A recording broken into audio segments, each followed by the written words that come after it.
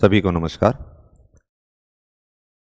जैसा कि आप देख पा रहे हैं, आरपीएस स्कूल लेक्चरर के लिए हमने 3 बुकलेट तैयार की हैं, वॉल्यूम फर्स्ट, वॉल्यूम सेकंड और वॉल्यूम थर्ड, जिसके अंदर संपूर्ण जो पाठ्यक्रम है हमारा वो दिया गया है। और हमने नोट्सों के अंदर यानी संक्षिप्त में कुछ बात के लिए श्रृंखला शुरू की थी कि भाई इस नोट्स के अंदर कहाँ कहाँ से कैसे कैसे प्रश्नों के ऊपर खास तौर से हमें फोकस करना है, हम उसके ऊपर बात करेंगे। न कि मैंने पहले भी बताया था, हम डिटेल के अंदर किसी टॉपिक के ऊपर बात नहीं कर पाएंगे। तो थोड़ी सी ये जानकारी, जैसे 3 पार्ट जो भौतिक भूगोल हो गया, दूसरा मानव भूगोल, आर्थिक भूगोल, राजनीतिक नगरीय भूगोल से संबंधित है वॉल्यूम 2, और वॉल्यूम थर्ड जो है वो भारत और राजस्थान से संबंधित है। तो हमने वॉल्यूम फर्स्ट के बारे में शुरुआत कर रखी थी। फिजिकल ज्योग्राफी के अंदर जो 3 पार्ट यानी भू आकृति, फिजिकल ज्योग्राफी के अंदर हमने भू आकृति का जो पार्ट है वो शुरू कर रखा था। तो उसके अंदर हमने इन टॉपिकों के ऊपर जो अभी हम बात करेंगे कि इनके ऊपर हमने थोड़ी थोड़ी सामान्य चर्चा की थी। अब जो ये जो टॉपिक हैं आपके सिलेबस के अकॉर्डिंग, ये सारे टॉपिक हैं: पृथ्वी की आंतरिक संरचना, भूपटल पर परिवर्तन लाने वाले कारक, वलन, भ्रंश, ज्वालामुखी, भूकंप, प्लेट विवर्तन, भू संतुलन, चट्टाने, भू आकृतिक विज्ञान की मौलिक संकल्पनाएं और ढाल विश्लेषण। ये शुरुआत के इन टॉपिकों को हमने 3-4 वीडियो के अंदर छोटी छोटी बातें यानी इसके संदर्भ में की हैं। अब जो नेक्स्ट जो टॉपिक हैं उसमें नदी निर्मित स्थल रूपों की बात करेंगे, हिमालय निर्मित स्थलाकृति और पवन निर्मित स्थलाकृतियां, ये आपकी शेष बची हुई हैं। और इनसे संबंधित में ऐसा पीछे पेपरों को अगर आप एनालिसिस करते हो तो इन टॉपिकों में से करीबन 5-6 प्रश्न आपके सामने वहां पे देखने को मिलते हैं। अब इन टॉपिकों से संबंधित कैसे कैसे प्रश्न होते हैं, किस प्रकार की बातें वहां पर पूछी जाती हैं, यानी तीनों से संबंधित अगर मैं बात करूं, चाहे वो आप नदी की बात करें, चाहे हिमालय की बात करें, चाहे पवन से संबंधित बात करें, खासतौर से इन टॉपिकों के जो प्रश्न आते हैं वो इस प्रकार के प्रश्न रहते हैं पेपर के अंदर कि या तो आपसे पूछेगा कि नदी निर्मित अप्रदनात्मक स्थलाकृतियां कौन सी हैं, या पवन निर्मित अप्रदनात्मक स्थलाकृतियां कौन सी हैं, या हिमालय निर्मित अप्रदनात्मक स्थलाकृतियां कौन सी हैं, या फिर इनकी निक्षेपणात्मक स्थलाकृतियों के संदर्भ में बात की जाती हैं। या कई बार सुमेलित करवाता है कि कौन सी नदी से संबंधित है, कौन सी हिमालय से संबंधित है, या कौन सी पवन से संबंधित है। यहां पर अगर हम देखते हैं तो हमारे सिलेबस के अंदर ये 3 ही दे रखे हैं, तो नदी निर्मित, हिमालय निर्मित और पवन निर्मित स्थलाकृतियों की जो बात करें तो सबसे पहले जो टॉपिक दे रखा है नदी वाला, इसके अंदर हमने जो नोट्सों में लिखे हैं उनमें से आपको क्या क्या चीजें ध्यान रखनी है, थोड़ी सी संक्षिप्त में मैं उसके ऊपर आपके साथ में शेयर करूंगा बातें।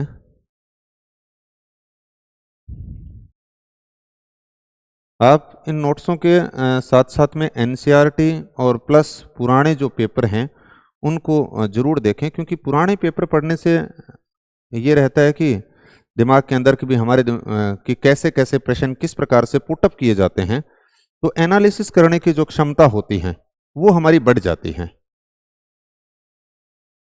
ये जो टॉपिक दे रखा है अपवाह तंत्र और नदी निर्मित स्थलाकृति, खासतौर से इसके अंदर अपवाह तंत्र से संबंधित बेसिकली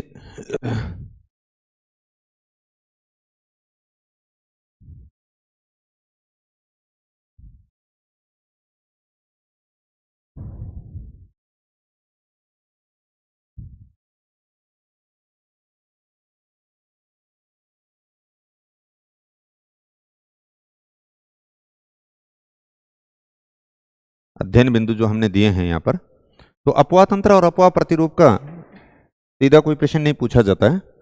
नदी अपरदन चक्र की अवस्थाएं यहां से बहुत बार प्रश्न पूछ ले जाते हैं कि नदी जो होती है वो अपना संपूर्ण जो साइकिल होती है, एक सामान्य जो अपरदन चक्र होती है वो 3 अवस्थाओं के अंदर पूर्ण करती है, युवा अवस्था, प्रौढ़ावस्था और वृद्धावस्था। यहां से कई बार सवाल होते हैं कि नदी की युवा अवस्था में कौन कौन सी स्थलाकृतियां होती हैं, प्रौढ़ावस्था की कौन सी होती हैं, वृद्धावस्था की कौन सी होती हैं, या युवा अवस्था की क्या विशेषताएं होती हैं, प्रौढ़ावस्था की क्या विशेषताएं होती हैं, वृद्धावस्था की क्या विशेषताएं होती हैं। तो ये महत्वपूर्ण पार्ट है।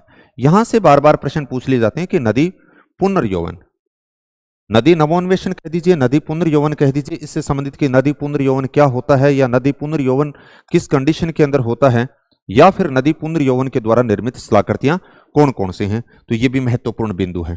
फिर उसके बाद में इस टॉपिक के अंदर आप देखोगे अध्ययन बिंदु के अंदर नदी के कार्य, नदी के कार्यों की यदि बात की जाए तो आप चाहे नदी की बात करें, चाहे हिमानी की बात करें, चाहे पवन की बात करें, हम अप्रदनात्मक, परिवहन और निक्षेपणात्मक कार्यों की बात करते हैं। यानी नदी अप्रदन से निर्मित कौन कौन से कार्य होंगे और नदी के निक्षेपण से संबंधित कौन कौन से कार्य होंगे, तो यहां पर ये आ जाएंगे। नदी निर्मित स्थल रूपों के अंदर अगर हम देखते हैं तो अप्रदनात्मक स्थल रूप कौन से हैं और निक्षेपणात्मक स्थल रूप कौन कौन से हैं, ये अलग अलग प्रश्न पूछे जाते हैं। कई बार अप्रदनात्मक पूछते हैं, कई बार निक्षेपणात्मक पूछते हैं, कई बार सीधा आपके सामने नदी से निर्मित स्थल रूप कौन से हैं, इस प्रकार के प्रश्न भी हो सकते हैं। यानी मैंने पहले भी बताया था कि ये जो 3 स्थलाकृतियां जो आपके सिलेबस में दे रखी हैं, उनमें आप 5-6 प्रश्न तक मान सकते हो कि 5-6 प्रश्न पूछे जाते हैं। तो यहाँ पे सबसे पहले ये तो जनरल इंट्रोडक्शन की बात कर दी, नदी, अपवाह तंत्र और प्रतिरूप की अगर बात करते हो। उसके बाद में नेक्स्ट देखो, यहां पे दिखाया गया है कि नदी जो अप्रदन चक्र की यदि बात की जाए,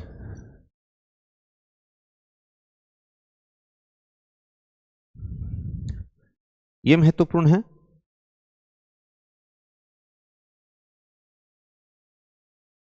इससे संबंधित हमें क्या क्या बातें ये ध्यान रखनी है, जो नोट्स के अंदर जैसे हमने यहां पे लिख रखी हैं कि नदी अप्रदन चक्र को ही सामान्य अप्रदन चक्र कहते हैं और इसी को नदी जीवन चक्र या पूर्ण चक्र की संकल्पना WM डेविस के द्वारा जो दी गई है। नदी अप्रदन चक्र की 3 प्रमुख अवस्थाएं बताई हैं। यहां आपको किन चीजों के ऊपर फोकस करना है, यहां ये जो मैंने बार बार जो स्टार लगा रखे हैं, उस स्टार का तात्पर्य ये है कि ये बार बार पेपरों के अंदर इस प्रकार के प्रश्न पूछे गए हैं। ऑल ओवर अधिकांशतः हमने वही चीजें लिखने का प्रयास किया गया जो विगत प्रश्नों का जो एक तरह से विश्लेषण किस प्रकार से था, उसी को दृष्टिकोण रखते हुए नोट्स हैं वो तैयार करने के हमने प्रयास किए हैं। तो जैसे ये बना रखे हैं कि अप्रदन चक्र की कितनी अवस्थाएं हैं, तो 3 अवस्थाएं सामान्य रूप से अगर देखें तो युवा अवस्था, प्रौढ़ावस्था और वृद्धावस्था। यहां पर जो हमें ध्यान रखना है कि युवा अवस्था के अंदर क्या काम होंगे, प्रौढ़ावस्था के अंदर क्या होंगे, वृद्धावस्था। जैसे हमारे जीवन काल होता है उसके अंदर अगर हम देखें कि युवा अवस्था के अंदर अलग प्रकार के काम होते हैं, प्रौढ़ावस्था में अलग प्रकार के होते हैं, वृद्धावस्था में अलग प्रकार के होते हैं। वैसे ही नदी जब युवा अवस्था में होती है, यानी किसी एक पहाड़ से जब वो मैदानी भाग में होते हुए अंत में जब समुद्र तक जाती है, तो सबसे ऊपर जहां से नदी का उद्गम हुआ उस दौरान की अगर आप बात करते हो तो वहां पर वो लंबवत अप्रदन करेगी, यानी गहरी खाइयां बनाएगी, गॉर्ज बनाएगी, कैनियन बनाएगी, क्षिप्रिकाएं होंगे, जलप्रपात होंगे। ये सारी युवा अवस्था के दौरान रहने वाली होती हैं। फिर उसके बाद में जैसे ही प्रौढ़ावस्था में आती है, अचानक से आप यूं देखते हो कि पर्वतीय भाग से मैदानी भाग के अंदर जाती है, तो उसका वेग है वो कम हो जाता है उसके साथ में। यानी हम यूं कह सकते हैं कि नदी के लंबवत अप्रदन के साथ साथ में उसका क्षैतिज अप्रदन होता है वो अधिक बढ़ना, यानी नदी की घाटी होती है वो चौड़ी होना शुरू हो जाती है। ये प्रौढ़ावस्था की सबसे महत्वपूर्ण विशेषता होती है। फिर उसके बाद में जब आप वृद्धावस्था के अंदर जाते हो तो वृद्धावस्था के अंदर क्या रहता है कि वृद्धावस्था के अंदर नदी का जो लंबवत अप्रदन था वो तो स्थगन हो जाता है, लेकिन क्षैतिज अप्रदन ही विशेष रूप से रह पाता है। तो नदी के आपसे इस प्रकार से युवा अवस्था, प्रौढ़ावस्था और वृद्धावस्था की विशेषता के ऊपर बात की जाएंगी।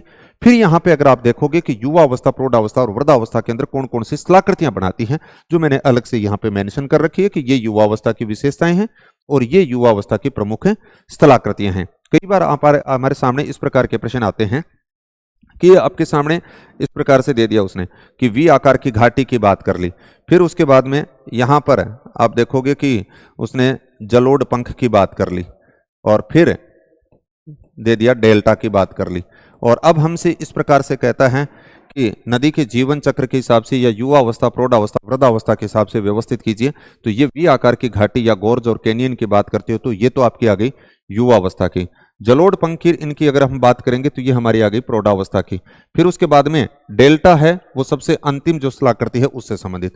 अब आजकल जो आप हम देखेंगे आगे कि डेल्टा से संबंधित भी कई प्रकार के प्रश्न पूछे जाते हैं, वो आगे की बात है। तो ये तीनों के अंदर जो यहां पर मैंने अलग से दिखा रखे हैं, ये सारी की सारी बातें पूछी गई हैं कि भी युवा अवस्था की विशेषता, प्रौढ़ावस्था की विशेषता और वृद्धावस्था की। एक तो आपको विशेषताएं याद रखनी है, दूसरी इस दौरान कौन कौन सी स्थलाकृतियां बनती हैं उसको हमें याद रखना है। तो प्रमुख स्थलाकृतियां आप देखोगे ये सारी वी आकार की घाटी, गोर्ज, कैनियन, जलप्रपात, क्षिप्रिकाएं, संरचनात्मक सोपान, नदी, वेदिका, अंतःप्रवित, ग्रंथित, पर्वत स्कंद, ये सारी की सारी युवा अवस्था के अंदर है।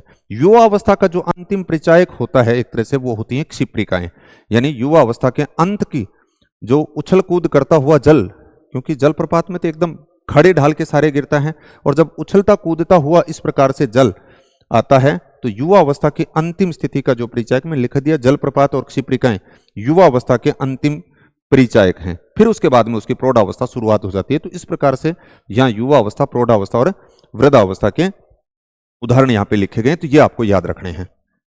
नेक्स्ट इसके अंदर आप देखोगे तो यही बात सेम आप देखोगे तो प्रौढ़ावस्था के अंदर भी आपको देखने को मिलेंगी। प्रौढ़ावस्था की प्रमुख विशेषताएं आपको ध्यान रखनी है, यानी इसके अंदर भाई हर जगह पे छोड़ने की जो बात आती है कि भाई हम जब पढ़ते हैं तो हमें कुछ चीजें छोड़नी होती हैं, ये सारी चीजें इनमें से आप मत छोड़ना, क्योंकि जितनी हैं वो सारी कहीं न कहीं रिलेटेड हैं प्रश्नों से संबंधित। ऐसे ही मेरे विचार से मैंने कोई लाइन लिखने का प्रयास नहीं किया जिसका डायरेक्ट एग्जाम से संबंध न हो। टू द पॉइंट बात की गई है और समझाने का प्रयास किया गया है। इसलिए आप यहां पर देखोगे कि नदी की प्रौढ़ावस्था की प्रमुख विशेषताएं, यानी मैंने पहले भी बताया था कि यहां पर नदी पार्श्विक अपरदन शुरू कर देती है, यानी युवा अवस्था के अंदर तो गहरी खाइयों का निर्माण कर रही थी, जैसे ही प्रौढ़ावस्था आती है तो वो पार्श्विक अपरदन का काम उसने भी शुरू कर दिया। तो ये ध्यान रखनी है, यानी किनारों को इस प्रकार से घाटी पहले ऐसे थी और ये घाटी अब इस प्रकार से चौड़ी होनी शुरू हो गई। तो पार्श्विक मतलब इन किनारों को काटना शुरू कर दिया गया। ये इसके अंदर एक दो हमने विशेषता की बात कर ली यहां पर। फिर इसकी वो प्रमुख स्थलाकृतियों की अगर आप बात करते हैं तो स्थलाकृतियों के अंदर जलोढ़ शंकु, जलोढ़ पंख, गिरिपदीय मैदान, विसर्प, गोखुर झील। गोखुर झील के संबंध में बार बार प्रश्न पूछा जाता है कि गोखुर झील का संबंध नदी की किस अवस्था से है, युवा अवस्था है, प्रौढ़ावस्था है, वृद्धावस्था है। तो गोखुर झील इसकी जो प्रौढ़ावस्था होती है उससे संबंधित है, और प्रौढ़ावस्था में भी जो इसका बाद का जो टाइम होता है उत्तर प्रौढ़ावस्था से संबंधित है। इस प्रकार का ये प्रश्न यहां से पूछे जाते हैं प्रौढ़ावस्था से। इसी प्रकार से नेक्स्ट इसके अंदर आप देखोगे तो वृद्धावस्था की बात आ गई। वृद्धावस्था की हमने दो तीन विशेषताओं की बात कर दी कि इसमें जो लंबवत अप्रदन होता है वो स्थगित हो जाता है, यहां पे आपको सारी ये देखने को मिल जाएंगी। और समस्त क्षेत्र एक तरह से आधार तल को प्राप्त कर लेता है। आधार तल वो होता है जहां तक नदी यानी लंबवत अप्रदन कर पाती है। फिर उसके बाद में ये लिख लिया। प्रश्न ऐसे आता है कि नदी किस अवस्था में आधार तल को प्राप्त करती है, तो हम बता देंगे कि नदी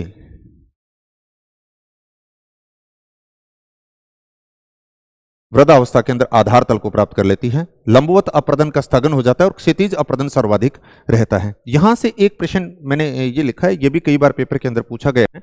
एंट्रोपी, एंट्रोपी का मतलब होता है मलबा के संदर्भ में बात की गई है, यानी जब हम अगर हमारे संदर्भ में अगर बात की जाए तो वृद्धावस्था के अंदर जब व्यक्ति होता है तो उसके आसपास एनवायरमेंट के अंदर उसके बहुत सारे यानी बेटे, पोते, बहू इस प्रकार से होते हैं, तो आप यूं कह सकते हो कि संख्या अधिक हो जाती है लेकिन उसके अंदर एनर्जी कम होती है। तो नदी के संदर्भ में अगर आप देखते हो कि नदी का जो मलबा जो होता है वो तो एंट्रोपी माप यानी मलबे के संदर्भ में लिया गया है, तो यहां पर उत्क्रम माप कह दीजिए या एंट्रोपी कह दीजिए, ये तो वृद्धा अवस्था के अंदर अधिकतम होता है।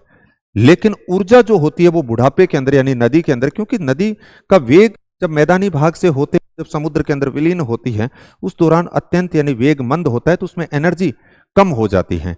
तो यहां पर तीनों से संबंधित एक ही जगह हमने लिखा है कि इस अवस्था में अधिक उत्क्रम माप यानी एंट्रोपी कह दीजिए मलबे का संदर्भ में बात की गई है कि यहां पे एंट्रोपी या मलबा अधिक होता है लेकिन ऊर्जा न्यूनतम होती है। किस अवस्था में? वृद्धावस्था में।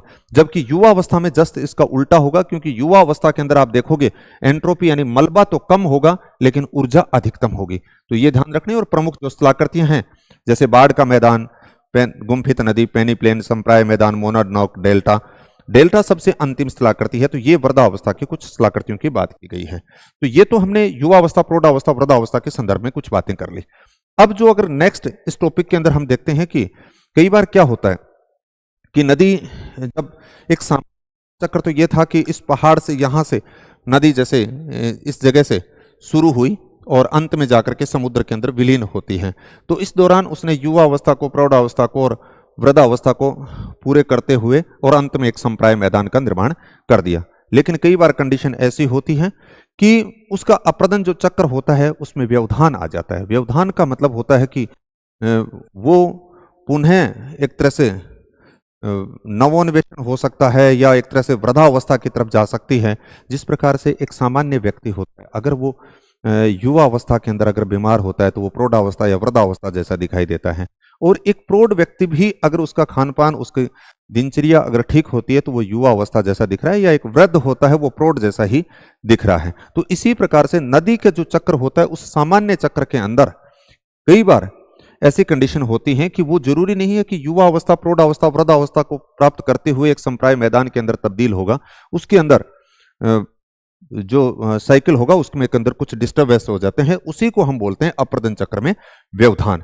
तो अप्रदन चक्र में व्यवधान दो कारणों से हो सकते हैं। एक हमने लिख दिया कि जैसे आप देखोगे कि आकस्मिक कारण के अंदर जैसे कोई ज्वालामुखी आ गया, भूकंप आ गया, उसके कारण हो सकता है, या दूसरा आप यूं कह सकते हो बेस लेवल। बेस लेवल का मतलब हो गया वो आधार तल जहां तक नदी अपना अंतिम जो अप्रदन करती है, तो आधार तल में अगर परिवर्तन होता है तो उसके कारण भी हो सकता है। अब आधार तल में जो परिवर्तन की अगर बात करोगे तो आपके सामने देखने को मिलेगा कि आधार तल में परिवर्तन दो प्रकार से हो सकता है, एक धनात्मक और एक ऋणात्मक। यहां से भी कई बार प्रश्न पूछे जाते हैं।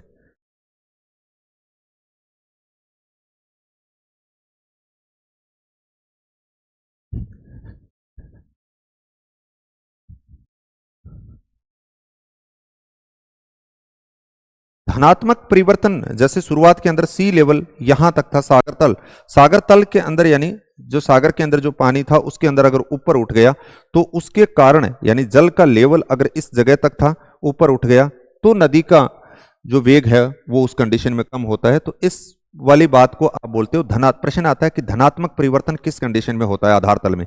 तो एक तो आपने कह दिया कि जल का तल ऊपर उठ जाए उस कंडीशन में, या फिर आप यूं कह सकते हो कि जो स्थल खंड होता है उसका भाग है उसमें अवतलन हो जाए तो उसके कारण। तो ये तो हो गया धनात्मक परिवर्तन। लेकिन नदी में पुनर्यौवन जो आता है, नदी के अंदर पुनः जो युवा अवस्था की जो स्थिति एक तरह से आती है या उसमें एनर्जी अधिक वाली जो स्थिति आती है, वो होता है ऋणात्मक परिवर्तन। ऋणात्मक परिवर्तन का मतलब हो गया कि सागर का जो, जैसे आप यूं मान लीजिए कि यहां आकर के पानी इतने एरिया के अंदर गिर रहा था, वाटर का लेवल ये है। अब वाटर का लेवल अगर ऐसे बढ़ गया, नीचे चला गया, तो अब ये गैप अधिक होगा और नदी की जो स्पीड होगी वो पहले से ज्यादा बढ़ जाएगी। तो हमने यहां पे लिखा है कि सागर तल में गिरावट होने के कारण या नीचे चले जाने के कारण ही ऋणात्मक परिवर्तन होते हैं। ऋणात्मक परिवर्तन के कारण ही नदी नवोन्वेषण होता है।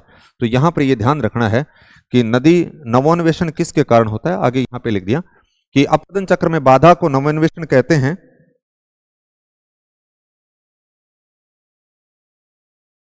और ये ऋणात्मक गतियों का परिणाम है। यहां पर यह बात लिखी गई है। नीचे वापस इसी परिभाषा को दूसरे तरीके से लिख दिया गया। फिर यहां पर ये देखो कि नदी पुनर्यौवन के प्रकार से संबंधित बहुत बार प्रश्न पूछे जाते हैं। अब नदी में पुनर्यौवन तीन तरीके से हो सकता है। एक गतिक नवोन्वेषण के कारण हो सकता है, एक सुस्थैतिक नवोन्वेषण के कारण हो सकता है, एक स्थैतिक नवोन्वेषण के कारण हो सकता है। तो जो गतिक नवोन्वेषण है ये आपकी भूमि के संदर्भ में यानी भूमि के अंदर स्थलखंड में उत्थान या स्थलखंड में झुकाव होने के कारण होगा। सुस्थैतिक की अगर बात करेंगे तो ये सागर तल में परिवर्तन होगा, ये सबसे महत्वपूर्ण है। ये दो प्रकार से हो सकता है, पटल विरूपण के कारण हो सकता है या हिमानीकरण के कारण हो सकता है।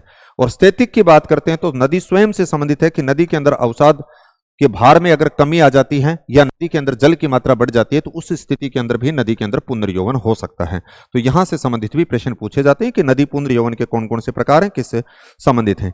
अब अगला जो यहां पर महत्वपूर्ण जो प्रश्न बनता है नदी पुनर्यौवन से संबंधित, वो इस प्रकार का प्रश्न बनेगा कि नदी पुनर्यौवन के द्वारा कौन कौन सी स्थलाकृतियां बनती हैं। तो इसके अंदर आप देखोगे तो आपको मिलेगा, एक तो निक पॉइंट की हम बात करेंगे, और फिर दूसरा अगर देखोगे ये निक पॉइंट की बात कर ली, फिर उसके बाद में नदी वेदिका, अधय कृतिक विसर्प, उत्थित संप्राय मैदान। ध्यान रखना संप्राय मैदान की बात नहीं कर रहे हैं, यहां पे लिखा है उत्थित संप्राय मैदान, स्थलाकृतिक, विसंगति और संगत शिखर।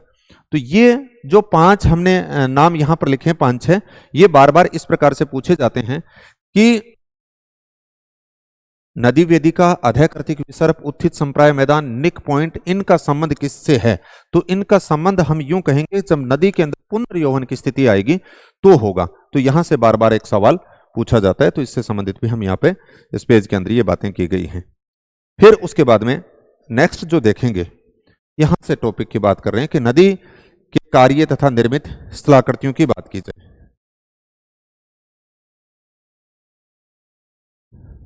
नदी के कार्यों को यदि हम देखें तो मैंने पहले भी बताया था कि चाहे नदी की बात करें, चाहे हिमानी की बात करें, चाहे पवन की बात करें, इनके कार्यों को हम तीन भागों के अंदर बांटेंगे। एक अपर्दन से संबंधित कार्य, एक परिवहन से संबंधित कार्य, एक निक्षेपण से संबंधित कार्य। अब यहां पर अपर्दन से संबंधित जो काम करती है कि नदी किस किस रूप में करेगी, तो नदी आप देखोगे भौतिक अपर्दन के तौर पे यानी अपघर्षण। अपघर्षण का मतलब होता है कि नदी जब चट्टानों के संपर्क में आती है तो उनको तोड़फोड़ कर देती है, तो वो प्रक्रिया क्या कहलाती है, अपघर्षण आती है।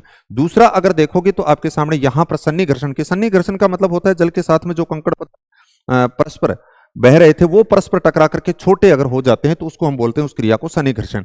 और जलदाब क्रिया यानी जल के दबाव के कारण जब चट्टानों के अंदर टूट फूट होती है तो उसको हम बोलते हैं जलदाब क्रिया। और घोलीकरण का मतलब हो गया कि घोल करके किसी चीज को साथ में ले जाना। यहां से प्रश्न कैसा पूछ लिया जाता है, कई बार प्रश्न कई बार आपके सामने ऐसे होगा कि नदी के अप्रदन कार्य किस किस रूप में संपादित करती है, और उसने आपके सामने दिया अपघर्षण, सन्निघर्षण, जलदाब क्रिया, उत्पाटन क्रिया। तो उत्पाटन क्रिया हम क्या करते हैं कि उत्पाटन में हमारा नाम सुना होता है, उत्पाटन का जो संबंध होता है वो हिमानी के साथ में आएगा। यानी हिमानी जब चट्टानों के साथ में इस प्रकार से चिपक जाती है तो वहां से जैसे उखड़ेगी तो चट्टानों को भी उखाड़ लेती है। तो उत्पाटन का संबंध नदी से संबंधित नहीं है, हिमानी से संबंधित होगा। इसी प्रकार से अपवहन का संबंध भी आएगा आगे। तो अपवहन, अपवहन का मतलब होता है उड़ाना, तो उड़ाने का संबंध पवन के साथ में तो आएगा लेकिन यहां पर नहीं आएगा। तो इस प्रकार से कई बार यहां से प्रश्न पूछे जाते हैं कि नदी अपने अप्रदन कार्यों को किन किन रूपों में संपादित करती है, हिमानी अपने अप्रदन कार्यों को किन रूपों में संपादित करती है, पवन अपने अप्रदन कार्यों को किन रूपों में संपादित करती है। यह बात यहां पे समझाने का प्रयास है किया गया है। अब नदी निर्मित स्थलाकृतियों की हम बात करेंगे। नदी निर्मित स्थलाकृतियों से संबंधित मैंने पहले भी बताया था कि बार बार यहां से प्रश्न पूछे जाते हैं और इनको आप तीनों की एक सारणी बना ले। आपके सिलेबस के अंदर जैसे 3 दे रखे हैं, कहीं पर जैसे नेट वगैरह के अंदर या असिस्टेंट प्रोफेसर के अंदर वहां पर 5 स्थलाकृतियां होंगी, उसमें कारस्थ निर्मित स्थलाकृतियां भी होंगी और सागरीय जो लहरों के द्वारा या तरंगों द्वारा निर्मित स्थलाकृतियां भी होंगी। तो यहां पर तो आपके सामने 3 ही दे रखे हैं, तो 3 देंगे तो आप क्या करेंगे, सबसे पहला जो काम आपको करना है, एक चार्ट आप इस प्रकार से तैयार कर लें। जैसे उसमें एक तो नदी की बात कर ली, एक हिमानी की बात कर ली, एक पवन की बात कर ली, क्योंकि इसी से संबंधित प्रश्न आएगा कि कौन सी नदी के अपरदनात्मक निर्मित है, कौन सी नदी की निक्षेपणात्मक निर्मित स्थलाकृतियां हैं। जैसे इसके अंदर अगर आप देखते हो तो यहां पर मैं अगर बात करूं कि वी आकार की घाटी, गोर्ज, कैनियन, जल गर्तिका, अवनमन कुंड, जलप्रपात, कैस्केड, क्षिप्रिकाएं, संरचनात्मक सोपान, नदी, विसर्प, गोखुर झील और संप्राय मैदान, ये सारी की सारी अपरदनात्मक स्थलाकृतियां हैं। जबकि जलोढ़ पंख और जलोढ़ शंकु और गिरिपदीय मैदान, गुम्फित नदी, प्राकृतिक तटबांध और बाढ़ का मैदान और डेल्टा, ये सारी की सारी निक्षेपणात्मक स्थलाकृतियां हैं। तो एक तो आपको अलग अलग कर लेना है पहले। ये बार बार यहां पे मैंने बहुत सारे स्टार लगा रखे हैं, इसका मतलब ये है कि बार बार इस जगह से प्रश्न पूछे जाते हैं। कभी आपसे अपरदनात्मक स्थलाकृतियों की बात कर रहा है और कभी निक्षेपणात्मक स्थलाकृतियों की बात कर रहा है। अब इनके अंदर कैसे प्रश्न पूछे जाते हैं, छोटी छोटी हम यहां पे बात करेंगे। जैसे वी आकार की घाटी दे रखी है, यानी अंग्रेजी के वी अक्षर के समान नदी के द्वारा निर्मित घाटी को हम कहते हैं वी आकार की घाटी। और जब वो थोड़ी सी संकरी और गहरी होती है तो उसको हम गोर्ज बोल देते हैं, जो खास तौर से कठोर चट्टानों के अंदर। और गोर्ज से थोड़ा सा विस्तृत रूप होता है, उसको हम बोलते हैं कैनियन। गोर्ज का विस्तृत रूप ही क्या होगा, कैनियन। कैनियन का एक उदाहरण दे रखा है ग्रांड कैनियन। इसी प्रकार से गोर्ज का एक उदाहरण, आप ये कई बार प्रश्न पूछा गया कि संगमरमरी गोर्ज का संबंध कैसे है, क्योंकि संगमरमर की चट्टानें हैं नर्मदा नदी वाले क्षेत्र में।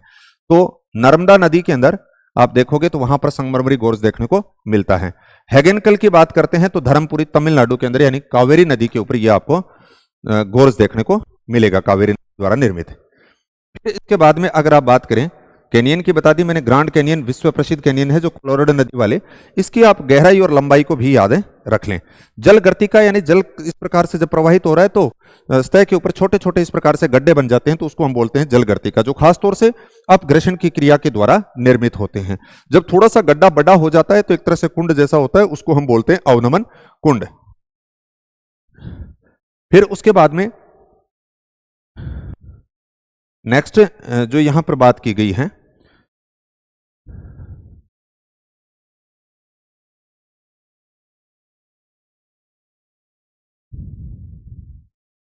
जलप्रपात।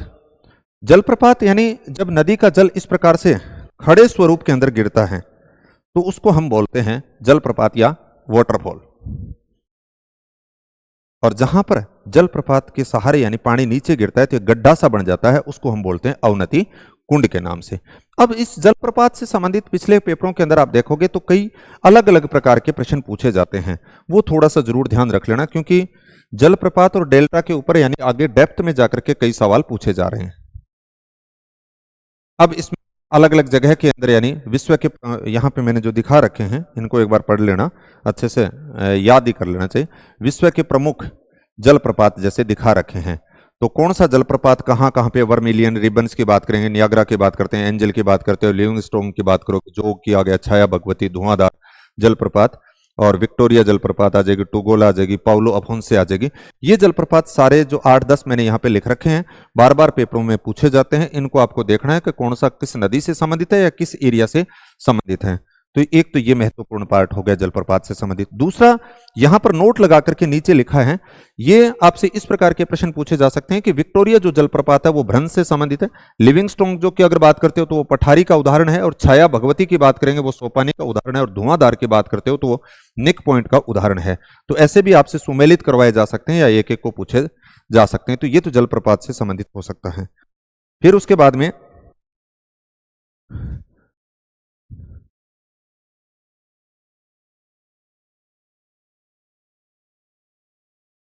नेक्स्ट लिखा है यहाँ पे कैस्केड। तो जलप्रपात की एक तो श्रृंखला होती है, उसको हम कैस्केड बोलते हैं। और फिर नेक्स्ट लिख दिया क्षिप्रिकाएं या रैपिड्स। क्षिप्रिकाएं या रैपिड्स यानी मैंने बताया था कि युवा अवस्था के अंतिम स्थिति के अंदर जब इस प्रकार से उछल कूद करता हुआ जल जब प्रवाहित होता है तो उसको क्षिप्रिकाएं या रैपिड्स बोलते हैं। उछलते हुए जल का प्रवाहित होना क्या कहलाता है? तो क्षिप्रिकाएं कहलाता है। फिर उसके बाद में हम देखेंगे संरचनात्मक सोपान। संरचनात्मक सोपान की यदि बात की जाए, यहां पे एक बात आपको जो ध्यान रखनी है वो इस प्रकार से है कि संरचनात्मक जो सोपान है और नदी वेदिका का जो निर्माण हो रहा था वो नदी पुनर्यौवन का परिणाम था, और संरचनात्मक सोपान का जो निर्माण हो रहा है वो आप देखोगे कि नदी की अपर्दन क्रिया के कारण हो रहा है। दोनों देखने के अंदर एक जैसी होती हैं, लेकिन संरचनात्मक सोपान वहां पर बनेगी जहां पर कोमल और कठोर चट्टानें इस प्रकार से क्षैतिज रूप से विद्यमान होंगी। तो वहां पर नदी के अपर्दन द्वारा निर्मित शिलाकृति जो होगी उसको हम संरचनात्मक सोपान कहते हैं। और नदी वेदिका का जो निर्माण है वो नदी पुनर्यौवन का परिणाम है। तो ये नीचे मैंने अलग से मेंशन भी यहाँ पे कर दी, जो नोट लगा के संरचनात्मक सोपान नदी अपर्दन का, और नदी वेदिका नदी पुनर्यौवन का। फिर उसके बाद में आती है नदी विसर्प से संबंधित। आपके सामने कई प्रश्न पूछे जा सकते हैं, क्योंकि नदी जैसे ही पर्वतीय भाग से मैदानी भाग के अंदर आती है तो नदी का वेग अचानक से कम हो जाता है, उसमें मलबा यानी भार अधिक होता है। तो फिर नदी इस प्रकार से टेढ़े मेढ़े मार्ग से प्रवाहित होनी शुरू हो जाती है, जिसको नदी विसर्प मतलब सांप की भांति, यानी इस प्रकार से जब नदी टेढ़े मेढ़े मार्ग से ऐसे चलनी शुरू हो जाती है तो उसको हम बोलते हैं नदी विसर्प। अब प्रश्न ये भी बनता है, माइंडर्स यूनानी शब्द हैं, और इसकी अगर हम बात करें कि एशिया माइनर की माइंडर्स जो नदी है उसके आधार पर इसका नामकरण किया गया है। फिर नेक्स्ट इसके अंदर अगर आप देखोगे, ये यहाँ पे डायग्राम बना दिया, इसके अंदर आप देखोगे कि जहां पर ये कटाव करती है, ये भी प्रश्न बनता है। तो इस चित्र के अंदर अगर आप देखते हो, ये देखो इस प्रकार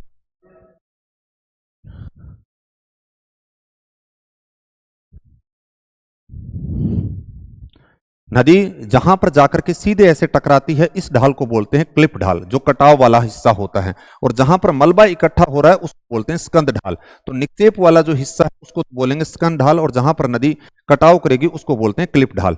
और विसर्प की जो लंबाई होती है वो नदी की चौड़ाई से 15 से 18 गुना अधिक होती है। एक शब्द छोटा सा ये भी लिखा गया कि ब्लॉप्स क्या होता है, कि नदी के मार्ग में छोटे मोटे मोड़ बन जाते हैं तो उन्हें क्या बोलते हैं? ब्लॉप्स। ये भी पेपर के अंदर पूछा गया है। फिर उसके बाद में अगर इसके बाद में नेक्स्ट आते हो तो गोखुर झील के और नाम देखोगे तो छाड़न झील हो गया, परित्यक्त झील हो गया, ओक्सबो लेग हो गया, बिल्लाबोंग की बात कर लेंगे, मोर्ट झील की बात कर लेंगे, बायुंग की बात कर लेंगे। जब क्या होता है कि नदी के मार्ग में इस प्रकार से विसर्प ऐसे शुरू हो जाते हैं तो ये हिस्सा जैसे कट करके अलग हो गया तो इसको हम क्या बोल देंगे? परित्यक्त हो गया, अलग हो गया, या गाय के खुर की भांति हो गया। इसलिए उसको हमने क्या बोल दिया? ओक्सबो लेक या परित्यक्त झील, या उसको हम बोलते हैं छाड़न झील। तो ये भी इसी से संबंधित आ गया। और नेक्स्ट है संप्राय मैदान। उत्थित संप्राय मैदान का अगर संबंध आता है तो उत्थित संप्राय नदी पुनर्यौवन का परिणाम था, जबकि संप्राय मैदान की अगर बात करते हो तो संप्राय मैदान नदी की अपर्दन क्रिया के द्वारा निर्मित है। यहां पर थोड़ा सा ध्यान रखना, 2-3 चीजें होती हैं कि मैदान नाम आते ही हमें ऐसे लगता है कि मैदान होता है वो निक्षेपणात्मक होता है। मैदान के अंदर आप देखोगे उत्थित संप्राय मैदान नदी पुनर्यौवन का, संप्राय मैदान नदी अपर्दन का, बाढ़ का मैदान नदी निक्षेप का, बाढ़ का मैदान नदी निक्षेप का। और आउटवॉश प्लेन की अगर बात करेंगे तो वो हिमानी जलोढ़ निर्मित शिलाकृति के अंदर चली जाएगी। तो इस प्रकार से 4 अलग अलग प्रकार के मैदानों के नाम हमें देखने को मिलेंगे। तो संप्राय मैदान देखने के अंदर देखते हैं, संप्राय मैदान कह दीजिए, पेनीप्लेन कह दीजिए, ये पूर्णतया समतल नहीं होता है, यत्र तत्र इसके ऊपर पहाड़ियां होती हैं। उन पहाड़ियों को, ये भी प्रश्न पूछा गया एक तरह से कि संप्राय मैदान पर अवशिष्ट जो पहाड़ी होते हैं उनको डेविस ने मोनोडोनाक कहा और पेंक ने उसी को इंसेलबर्ग कह दिया। यानी संप्राय जो मैदान होता है वो ऐसा नहीं है कि वो पूर्णतया ऐसा प्लेन है, उसके ऊपर छोटी मोटी ऐसी पहाड़ियां हो सकती हैं, और ये जो पहाड़ी होती हैं उन पहाड़ी को सामान्यतः अगर हम देखेंगे तो आप देखोगे इस पहाड़ी को डेविस ने तो बोल दिया मोनाडोनाक और पेंक ने बोल दिया इंसेलबर्ग। दूसरा संप्राय मैदान को डेविस ने तो बोला पेनीप्लेन और पेंक ने बोला इंड्रप। ये 4-5 प्रश्न है जो बार बार पूछे जाते हैं। हालांकि इंसेलबर्ग की अगर बात करते हो तो पवन की अपर्दनात्मक स्थलाकृति, मैंने यहां पे नोट लगा करके ये लिखा है कि इंसेलबर्ग पवन निर्मित अपर्दनात्मक स्थलाकृति है। आपसे कोई ये पूछे ना कि इंसेलबर्ग का संबंध है तो हम ये बताएंगे कि पवन निर्मित अपर्दनात्मक स्थलाकृति है। लेकिन अगर आपसे ऐसा पूछें कि संप्राय मैदान पर स्थित पहाड़ी को पेंक ने क्या कहा तो हमारा उत्तर क्या होगा, इंसेलबर्ग होगा। तो ये तो हमने कुछ जो स्थलाकृतियां थी कि नदी की अपर्दनात्मक स्थलाकृतियों की बात कर ली। अब नदी की हम निक्षेपणात्मक स्थलाकृतियों की बात करेंगे, यानी नदी जब पर्वतीय भाग से मैदानी भाग के अंदर जब आ रही है तो वहां पर उसके द्वारा जो निक्षेपण है, अचानक से इस प्रकार से पर्वत से मैदान के अंदर आएगी, अचानक से उसका वेग कम होगा, उसके साथ में आया हुआ मलबा कंकड़ पत्थर वहां पे जमा होना शुरू हो जाते हैं, तो उसके अंदर हम देखेंगे या तो वो शंकु जैसी आकृति बन जाती है या वो पंख जैसी बन जाती है।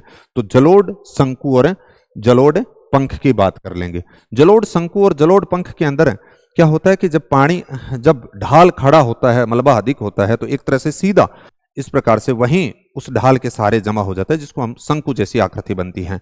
ढाल इस प्रकार से थोड़ा मंद है और मलबा भी आप यूं कह सकते हो कम है, और पानी का बहाव अगर ज्यादा है तो फिर इस प्रकार से फैल जाता है, तो उसको हम बोलते हैं जलोढ़ पंख।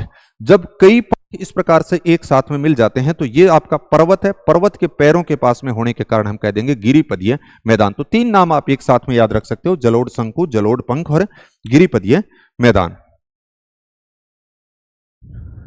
इसके अंदर सिर्फ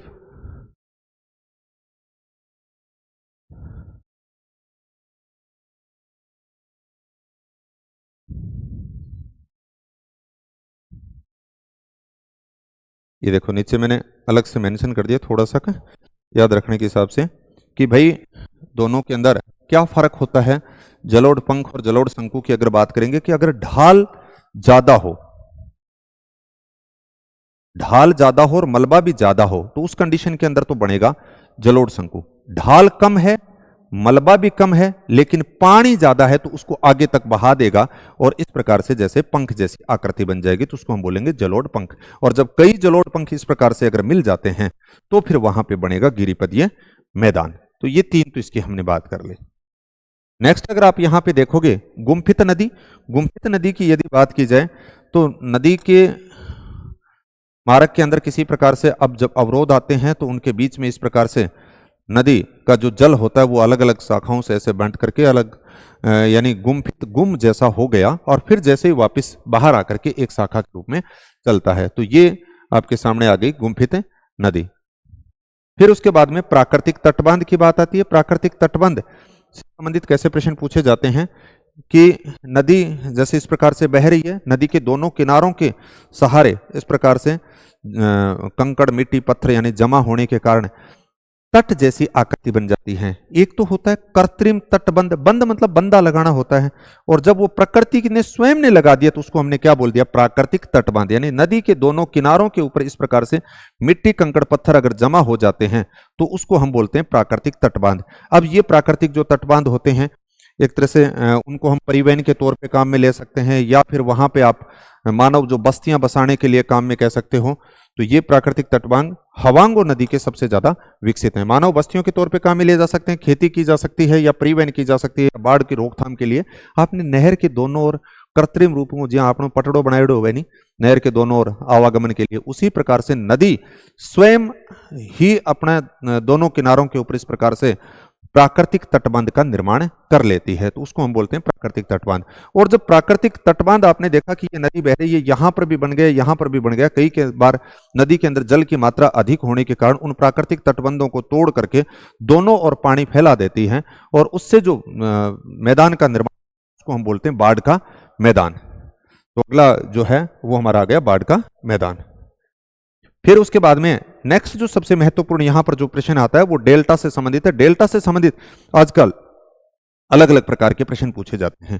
तो डेल्टा से संबंधित आप इसको काफी डिटेल के अंदर पढ़ लें, क्यों कि यहाँ पर कैसे कैसे प्रश्न पूछे जाएंगे डेल्टा से संबंधित। एक तो डेल्टा जो शब्द है उसको सर्वप्रथम प्रयोग की अगर आप बात करें यहाँ पे, तो हेरोडोट्स, ये ग्रीक अक्षर डेल्टा के आधार पर है, और हेरोडोट्स ने हम देखेंगे कि नील नदी के संदर्भ में सबसे पहले काम में लिए। ये कॉमन सी बात है कि बार बार यहां से पूछा जाता है, यानी जब नदी सागर के अंदर जाकर के गिरती है तो नदी की सबसे अंतिम जो स्थलाकृति होती है वो डेल्टा ही है। तो जब किसी सागर में गिरती है तो वो अपने साथ लाए हुए निक्षेपों को जमा करती है और जिससे एक विशेष स्थलाकृति का निर्माण होगा उसे हम बोलेंगे डेल्टा। अब डेल्टा कब बनेगा, बात यहां से भी आती है कि डेल्टा निर्माण के लिए बार बार प्रश्न ऐसे आ रहे हैं कि आवश्यक कंडीशन क्या होगी कि नदी का एक तरह से वेग कम हो जाना चाहिए, वहां पे उसके अंदर मलबे की मात्रा होनी चाहिए, सागरीय तरंगे या लहरें या धाराएं नहीं होनी चाहिए, तट है वो स्थिर होना चाहिए, ये सारी चीजें उसके लिए आवश्यक दशा की बात की गई। तो यहां से भी प्रश्न पूछा जाता है कि डेल्टा निर्माण के लिए आवश्यक दशाएं कौन कौन सी हैं, जो यहां पर हमने दिखा रखी है, ये डेल्टा निर्माण के लिए आवश्यक दशाएं हैं। फिर जो अगला जो महत्वपूर्ण यहां से प्रश्न पूछा जाता है कि ये भी प्रश्न पूछा गया इस प्रकार से कि डेल्टा को आप देखोगे प्रकार, दो प्रकारों की हम डिवाइड करेंगे, एक तो आकृति के आधार पर और दूसरा आप देखेंगे विस्तार के आधार पर। तो प्रश्न कैसा पूछा गया है, मैंने यहां पे जो बांट रखा है कि आकृति के, प्रश्न ऐसा है कि डेल्टा को आकृति के आधार पर बांटा गया है। तो आप देखोगे 5 भागों के अंदर बांट रखा है।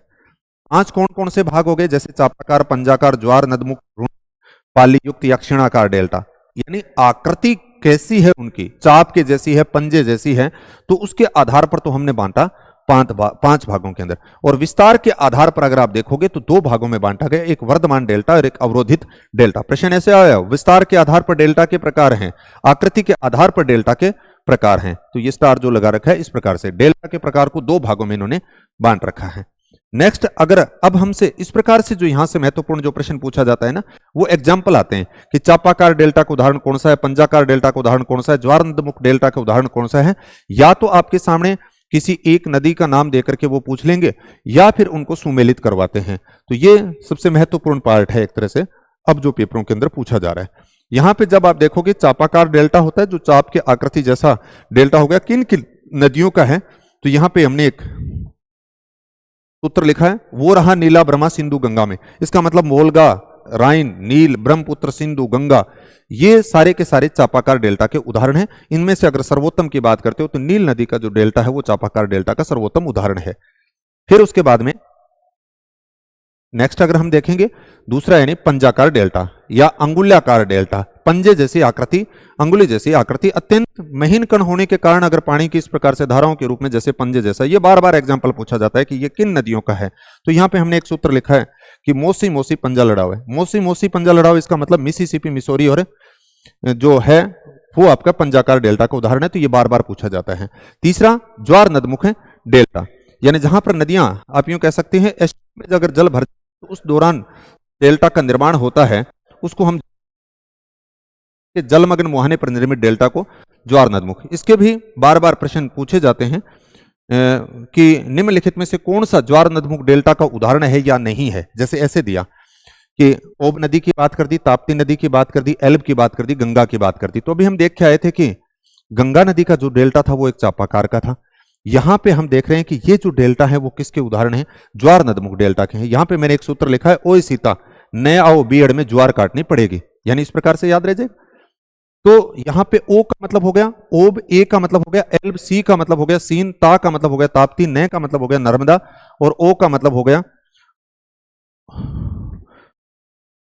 यहां पे ऑर्डर की बात आ गई, वी का मतलब यहां पे आप देखोगे विस्चुला की बात आ गई, हड का मतलब हडसन नदी आ गई और मे का मतलब मैकेंजी, ज्वार का मतलब ज्वार नदमुख डेल्टा। पीछे एक पेपर के अंदर इस प्रकार से आया था कि विस्चुला व मैकेंजी किस प्रकार के डेल्टा का निर्माण करती हैं, तो हम बताएंगे ज्वार नदमुख डेल्टा के उदाहरण। यानी बार बार यहां से ऐसे प्रश्न पूछे जाते हैं, चाहे वो आप स्कूल लेक्चरर की बात करें, चाहे असिस्टेंट प्रोफेसर की बात करें, चाहे नेट की बात करें या अन्य प्रतियोगी परीक्षा के केवीएस, नवोदय, उन किसी के अंदर बात करते हो, ऐसे प्रश्न इनसे संबंधित। यानी पहले सिर्फ डेल्टा का सिर्फ यही था कि सामान्यतः डेल्टा किसके द्वारा निर्मित स्थलाकृति है, डेल्टा के लिए आवश्यक दशाएं कौन सी होती हैं, यही था, या डेल्टा के कौन कौन से प्रकार हैं। अब ये पूछ रहे हैं कि कौन सी नदी किस प्रकार के डेल्टा का निर्माण करती है। अगला अगर आप देखोगे रुंडित डेल्टा, इसका भी बहुत आसान सा सूत्र लिखा है हमने, रुंडित राय, राय का मतलब हो गया रायो ग्रांडा। तो रायो ग्रांडा नदी का जो डेल्टा है वो रुंडित डेल्टा का उदाहरण हो गया। रुंडित मतलब रोडोमोडो, जब सागरीय तरंगे या लहरें इस प्रकार से, जब डेल्टा क्या है, मिट्टी कंकड़ पत्थर जो है उनको अगर उसने सागरीय तरंगों या लहरों के द्वारा काट दिया गया तो आगे से डेल्टा है वो खत्म होना एक तरह से शुरू हो गया, तो उसको हमने बोल दिया रुंडित डेल्टा या रायो ग्रांडा नदी का है। फिर उसके बाद में पाली युक्त या जिसको लोबेक या क्षीणाकार डेल्टा बोलते हैं, यानी जब एक ही नदी की अगल बगल शाखाओं के अंदर जब विभक्त हो जाता है तो उसको हम पाली युक्त या क्षीणाकार डेल्टा बोल देते हैं। फिर उसके बाद में हमने अन्य यानी सामान्य जो क्लासिफिकेशन कर रखा है उसमें परित्यक्त डेल्टा, ये भी बहुत बार पूछा जाता है। परित्यक्त डेल्टा की अगर बात करते हैं, यानी परित्यक्त मतलब छोड़ दिया, पहले वाले को छोड़ करके नई जगह अगर डेल्टा का निर्माण करते हैं तो उस डेल्टा को बोलते हैं परित्यक्त डेल्टा। और हमने यहां पे एक सूत्र लिख दिया परी हवा में, इसका मतलब हवांगो नदी का जो डेल्टा है, हवांगो नदी का जो डेल्टा है वो आप देखोगे परित्यक्त डेल्टा का उदाहरण है, जो पहले सांटोंग प्रायद्वीप के दक्षिण में था और अब सांटोंग प्रायद्वीप के उत्तर में अपने डेल्टा का निर्माण कर रही है। तो यहां पर ये हवांगो नदी का डेल्टा की बात आ गई, ये सांटोंग प्रायद्वीप दिखा दिया। नेक्स्ट अगर आप देखोगे तो प्रगतिशील डेल्टा, प्रगतिशील डेल्टा यानी बड़ी बड़ी जो नदियां हैं उनके द्वारा डेल्टा का निर्माण किया जा रहा है वो आपका प्रगतिशील डेल्टा का है। दंताकार डेल्टा या अग्रवर्ती डेल्टा, एक उदाहरण लिख दिया हमने कि ए टाबर दांत काट है, तो ए का मतलब एब्रो नदी और टाबर मतलब टाइबर, यानी एब्रो और टाइबर, और दंता का मतलब दंताकार डेल्टा का उदाहरण है। मोरीबंद डेल्टा यानी गंगा नदी, गंगा मोरी बंद कर दे, इसका मतलब गंगा नदी का जो डेल्टा है एक तरह से मोरीबंद डेल्टा का भी उदाहरण है। तो ये कुछ एग्जाम्पल हैं जो बार बार यहां से पूछे जाते हैं। फिर कुछ सामान्य सिक बातें और की गई हैं वो देख लेना। तो ये तो हमने नदी वाला जो टॉपिक था, नदी की अपरदनात्मक और निक्षेपणात्मक स्थलाकृतियों के ऊपर बात की। नेक्स्ट जो इसके अंदर जो अगला जो टॉपिक है वो हम बात करेंगे हिमानी की। हिमानी वाले टॉपिक के अंदर वही अध्ययन बिंदु हिमानी या हिमनद किसको बोलते हैं। हिमानी यानी बर्फ की जो एक तरह से नदियां जो प्रवाहित होती हैं उसको हिमानी या हिमनद कह दिया। हिम रेखा जहां तक सदैव बर्फ जमी रहती है उसको हम हिम रेखा बोलते हैं। और ग्लेशियरीकरण या हिमनीकरण अपर्दन और निक्षेपण को सम्मिलित रूप से कह दिया। हिमनद के प्रकार से संबंधित बहुत बार प्रश्न पूछे जाते हैं कि हिमनद के कौन कौन से प्रकार हैं, जिसमें हम टोपी हिमनद की बात करेंगे, घाटी हिमनद की बात करेंगे, या महानदीय हिमनद की अगर बात करेंगे, या गिरिपदीय हिमनद की बात कर लेंगे। फिर उसके बाद में हिमानी की गतिशीलता के बारे में किसने बताया, तो यहां पर हम देखेंगे हुगी की बात करेंगे। हिमानी के कार्य वही अपर्दनात्मक, परिवहन और निक्षेपणात्मक आ जाएंगे। हिमानी निर्मित स्थलाकृतियों को हम तीन भागों में अपर्दनात्मक, निक्षेपणात्मक, यहां पे ध्यान रखना एक चीज और लिखी है, एक अपर्दन के द्वारा बनेगी, एक निक्षेप के द्वारा बनेगी, एक लिखा है हिमानी जलोढ़ निक्षेप जनित, यानी हिम जो था वो जल के रूप में परिवर्तित हो रहा है, उस दौरान जो स्थलाकृति बनती हैं उसको बोलते हैं हिमानी जलोढ़ निक्षेप जनित स्थलाकृतियां। तो इन तीनों को अलग अलग प्रकार से ही आपको याद रखना है कि अपर्दनात्मक स्थलाकृति कौन सी है, निक्षेपणात्मक स्थलाकृति कौन सी है, और हिमानी जलोढ़ निक्षेप निर्मित स्थलाकृति कौन सी है। तो इस प्रकार से तीन भागों के अंदर हम इनको बांट करके अध्ययन करेंगे।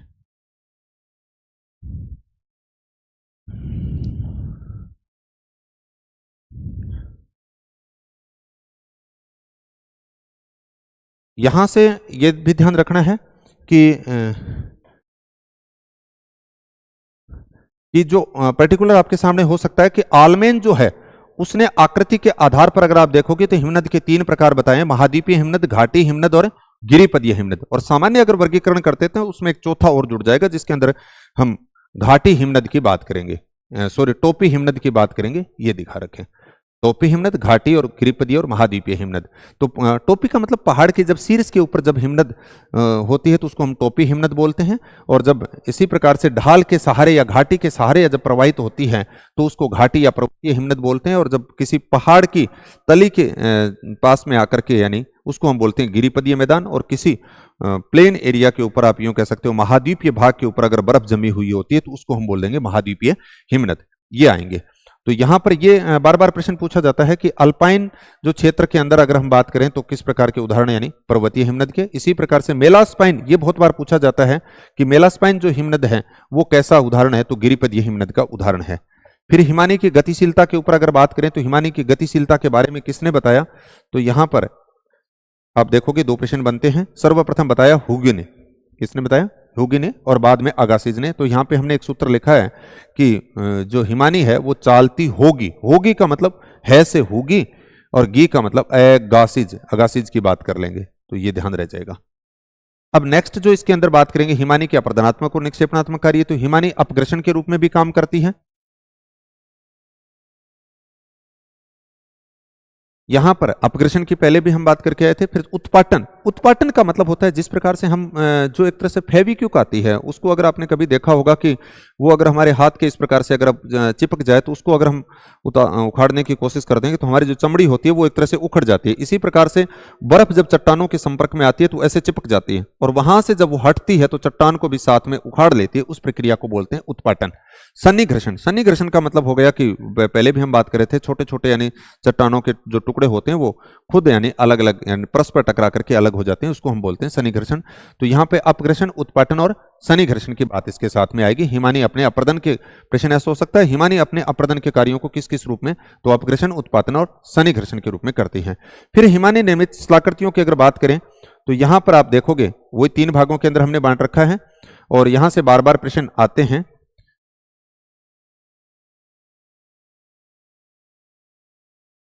महत्वपूर्ण पार्ट है, मतलब सीधा वही कि हिमानी अप्रदनात्मक स्थलाकृतियों के अंदर यू आकार की घाटी यानी अंग्रेजी के यू अक्षर के समान जो निर्मित होती है उसको हम यू आकार की घाटी बोलते हैं। और लटकती हुई यू आकार के अंदर आएगी तो उसको हम बोल देंगे लटकती घाटी, सरक, अरेत, होरन, नुनाटक, सरंग व पूंछ, भेड़पीठ शिला, हिम सोपान, फियोड, रुंडित पर्वत स्कंद, ये सारे के सारे हिमानी अप्रदनात्मक स्थलाकृति हैं जो महत्वपूर्ण है और बार बार यहां से प्रश्न पूछे जाते हैं।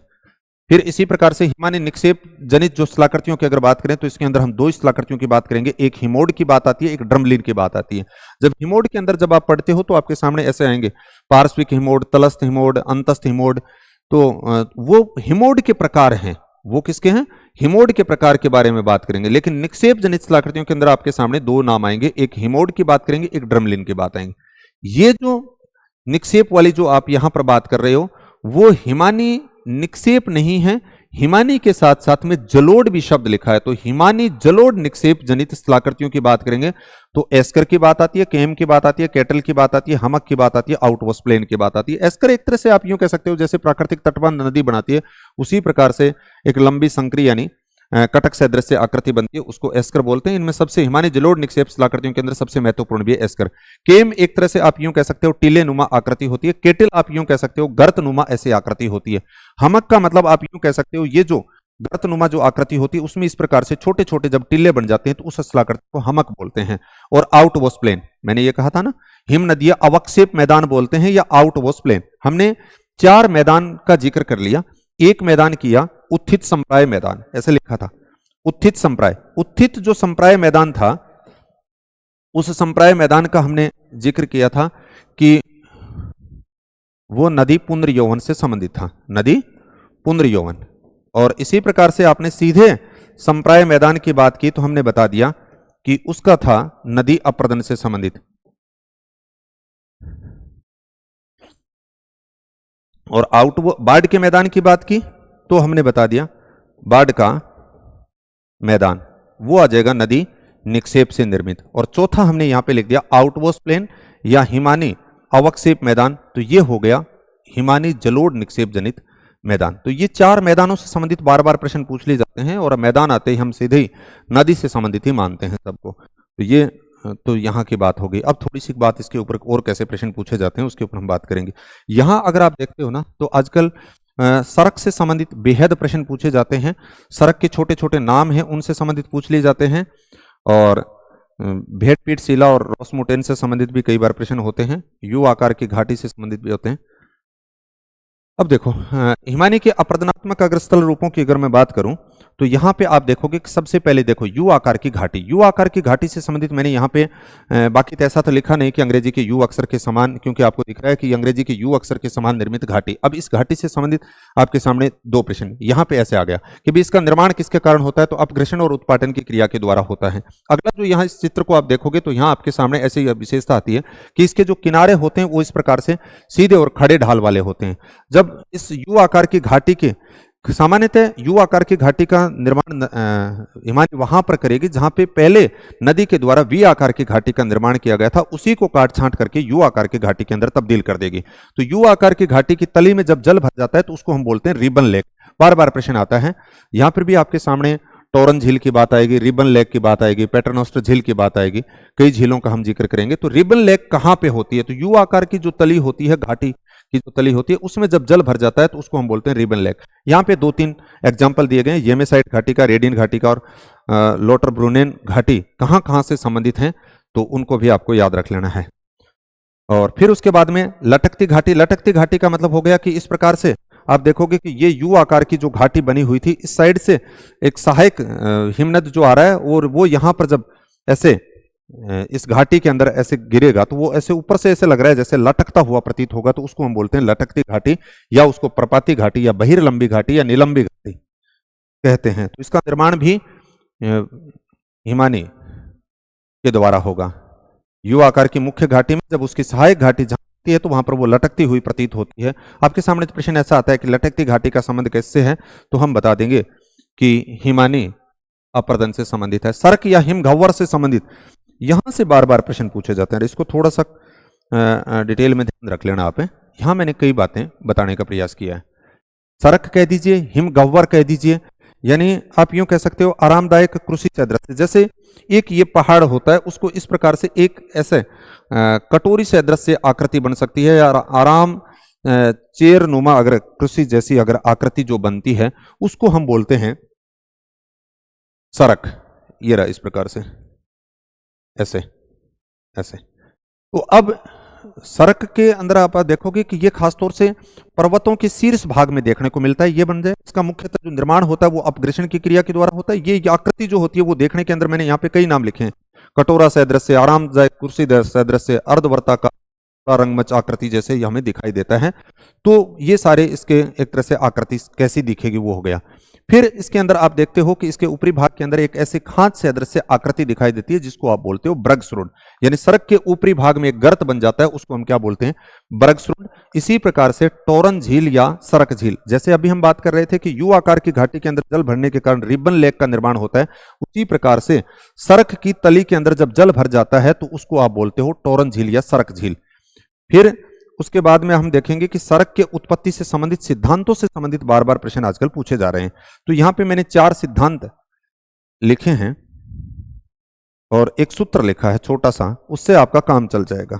और सूत्र हमने ऐसे लिखा है कि बजरंग घूम ले हिम में, यहां पे लिखा है बजरंग घूम ले हिम में।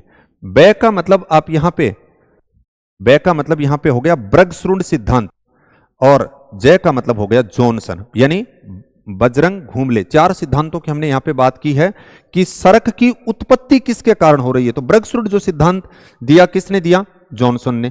फिर इसके बाद में रंग, यहां पे रे का मतलब हो गया रक्षणवादी, रे का मतलब हो गया रक्षणवादी, गय का मतलब हो गया गारवुड। फिर इसी प्रकार से घूम ले, इसका मतलब घूर्णन विचलन सिद्धांत किसका है? ले का मतलब लेविस का आ जाएगी। हिम है, हिम का मतलब हिम अपर्दन सिद्धांत किसका है? होब्स का।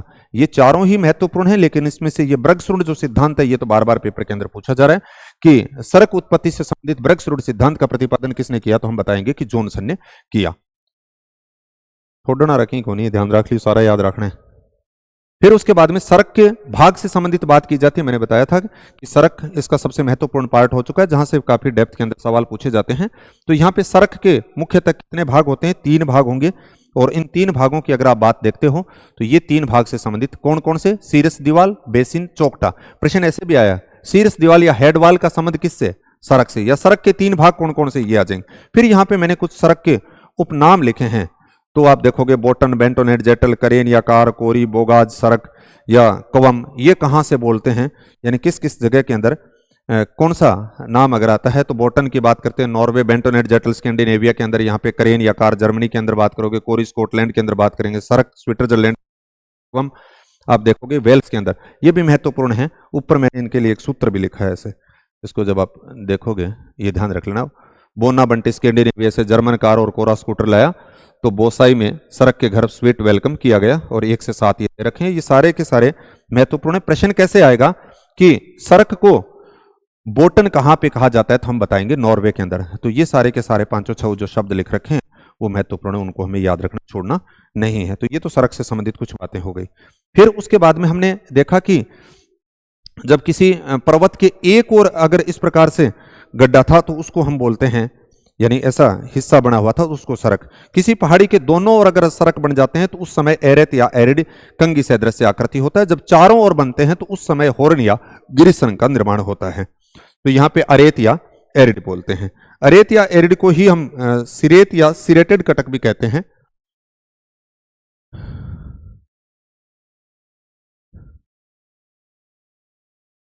अरेत या एरिड आ गया, या इसको आप यहां पे लिख देना सिरेत कह देंगे या सिरेटेड कटक कह देंगे, सिरेटेड कटक। इसको थोड़ा सा आप करेक्शन कर लेना क्योंकि नोट्स के अंदर ये यहाँ पे गलती से हॉर्न या गिरिसरंग के आगे लिखा गया है, तो इसको आप यहां से काट दें इसको, और हमने वहां पे मेंशन कर देंगे। तो ये आ गया अरेट एरिड या सिरेटेड कटक की बात कर लेंगे।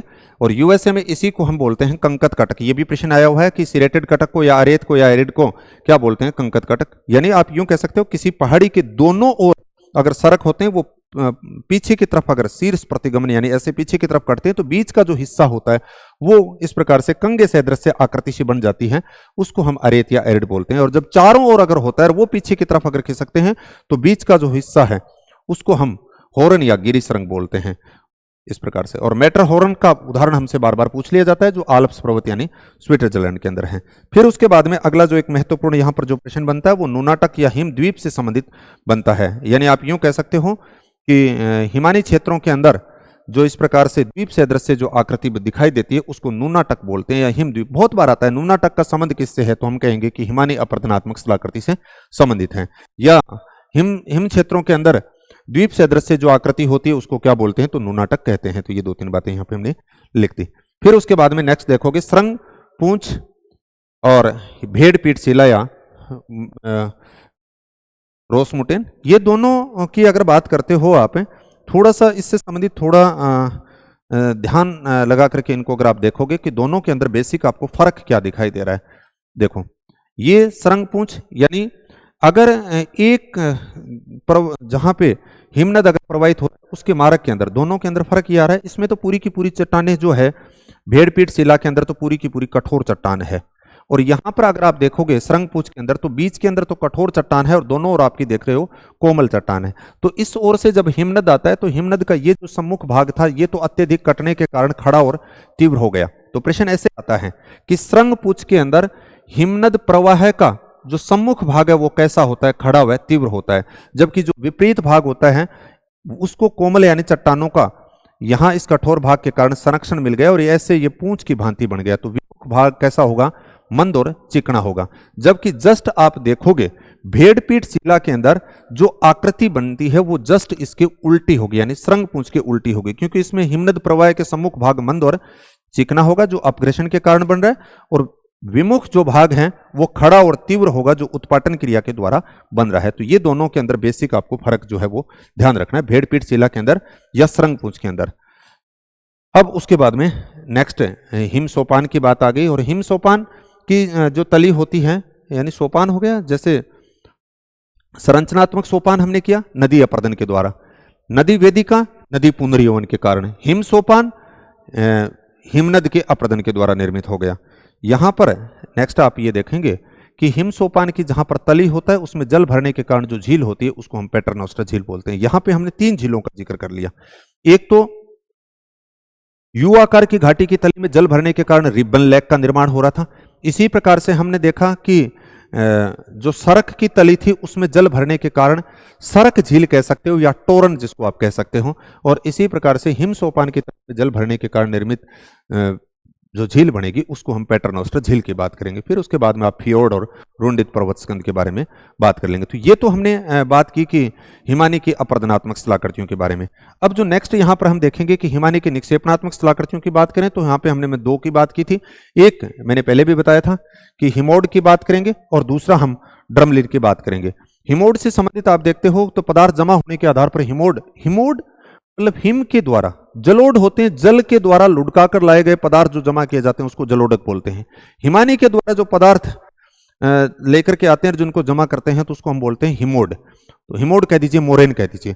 तो हिमोड या मोरेन की अगर बात करते हो तो जहां पर वो जमा होते हैं उसके आधार पर हम चार भागों के अंदर, वो तली के अंदर जमा होंगे तो उसको तलस्थ बोल देंगे, वो किनारों के ऊपर होंगे तो उसको हम पार्श्विक बोल देंगे, अंतिम भाग के ऊपर होंगे तो उसको हम अंतस्थ बोल देंगे, और अगर वो मध्यवर्ती भाग में होंगे तो उसको हम मध्यस्थ बोल देंगे। दूसरी जो स्थलाकृति होगी निक्षेपणात्मक स्थलाकृतियों के अंदर, वो ड्रमलिन की बात करेंगे, जो उल्टी नौका सदृश होता है या अंडा के टोकरी के सदृश होता है। अब ड्रमलिन की जो आकृति होती है वो देखने के अंदर श्रृंग पूंछ जैसी होती है, कुछ कुछ आप यूं कह सकते हो। प्रश्न आता है ड्रमलिन का संबंध है तो आप बता देंगे कि हिमानी की निक्षेपणात्मक स्थलाकृतियों के समान आ जाएगी। फिर उसके बाद में नेक्स्ट जो इस टॉपिक के अंदर देखोगे तो ये तो हमने कर ली हिमानी की अप्रदनात्मक की बात की, हिमानी की निक्षेपणात्मक की बात करी। नेक्स्ट जो यहाँ पे बात करेंगे हिमानी जलोढ़ निर्मित स्थलाकृतियों की बात करते हैं। तो हिमानी जलोढ़ निर्मित स्थलाकृतियों के अंदर अगर आप देखोगे तो सबसे पहले मैंने बताया था कि इसमें जो सबसे महत्वपूर्ण जो स्थलाकृति है वो है एस्कर। एस्कर देखने में आपको कुछ कुछ ऐसी लगेगी जैसे एक कटक से दृश्य आकृति, इस प्रकार से। ये अब ये आपकी लंबी होती है, सर्पिलाकार होती है, खड़े ढाल वाली होती है, जिसको आप यूं कह सकते हो कि खासतौर से सड़क और रेल मार्ग बनाने के लिए काम में की जा सकती है। इसकी औसतन अगर ऊंचाई की बात करते हो तो 100 मीटर के आसपास होती है। आपसे हिमानी जलोढ़ निर्मित स्थलाकृतियों के अंदर हम एस्कर की बात करेंगे, केटल की बात करेंगे, हमक की बात करेंगे, आउटोस्प्लेन की बात करेंगे। उसमें एस्कर सबसे महत्वपूर्ण है, यहाँ पे लिख दिया हिमानी जलोढ़ निक्षेप स्थलाकृतियों में एस्कर सबसे महत्वपूर्ण स्थलाकृति है। केम मैंने बता ही दिया कि आपको सिर्फ इतना ध्यान रखना है कि टीले नुमा जो आकृति होती है उसको हम कैम बोलेंगे, और यही अगर जब गर्त नुमा होगी तो उसको हम कैटिल बोल देंगे। ये देखो, ये इस प्रकार से गड्ढे से दृश्य आकृति जो बनी है उसको कैटिल कह देंगे। और जब कैटिल के अंदर छोटे छोटे इस प्रकार से, ये पिछली बार स्कूल लेक्चर में भी आया था हमक, तो हमने देखा कि कैटिल के अंदर छोटे छोटे अगर टीले से बन जाते हैं तो उसको हम हमक बोल देंगे। ये लिख रखा, कैटिल में निर्मित छोटे छोटे टीलों को हम क्या बोल देंगे, हमक बोल देंगे, इस प्रकार से। फिर आउटवर्स प्लेन आ गया, यानी जब आप यूं कह सकते हो अंतस्थ हिमोड को पार करके जब आगे की तरफ फैल जाता है और वहां पर जब जमा किए जाते हैं पदार्थ तो उसको हम बोलते हैं आउटवर्स प्लेन या हिमनद या अवक्षेप मैदान या ड्रिफ्ट मैदान। तो ये तो हमने कुछ हिमानी की अप्रदनात्मक, निक्षेपणात्मक और हिमानी जलोढ़ निक्षेपणात्मक स्थलाकृतियों का जिक्र किया। नेक्स्ट जो हम बात करेंगे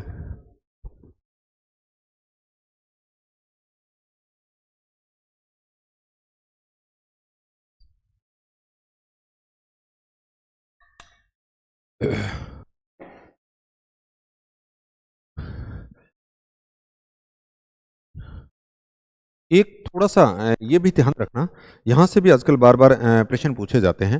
जैसे मैंने शॉर्ट के अंदर थोड़ी सी बात लिखी है, अगर आप देखोगे तो कि प्लिस्टोसिन हिमकाल के दौरान हिम चादर के 4 क्रमिक प्रसार फ्रैंक और ब्रूनर के अनुसार बताए गए, जहां से बार बार प्रश्न पूछे जाते हैं। अब इसमें आप देखोगे पहले तो जनरल जो पूछे जा रहे थे वो यूरोप के हिमयुग से संबंधित प्रश्न पूछे जा रहे थे। लास्ट ईयर इन्होंने उत्तरी अमेरिका के हिमयुग से भी पूछा है, एक आध एग्जाम जो हैं उनके अंदर भी पूछ रखे हैं इस प्रकार के प्रश्न। तो यूरोप के हिमयुग का हमने एक सूत्र में लिख दिया, जैसे गुमरीव की बात कर ली, गु का मतलब गुंज, मैं का मतलब मिंडल हो गया, री का मतलब रीस हो गया, वह का वरम हो गया। अगर आपको गुमरीव सूत्र याद रहता है तो यूरोप के हिमयुग याद रह जाएंगे। उत्तरी अमेरिका के हिमयुग याद रखने हैं तो आपको नेक ईविस याद रख लेंगे, नेब्रांसक, कंसांस, ई का मतलब इलिनॉइस आ जाएगी, वी का मतलब विस्कॉन्सिन आ जाएगी। और इन 4 हिमकाल के बीच में 4 अंतर हिमकाल द्वारा भी अलग किए गए, वो सोरो सो याद रह जाएगा। देखो यहां से भी प्रश्न पूछा जा सकता है।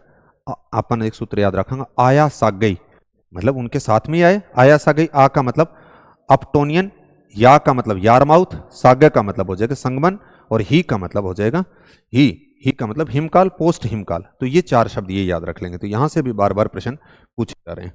फिर उसके बाद में नेक्स्ट जो हम बात करेंगे अगले, वो पवन निर्मित स्थलाकृतियों की बात करेंगे। जिस प्रकार से हमने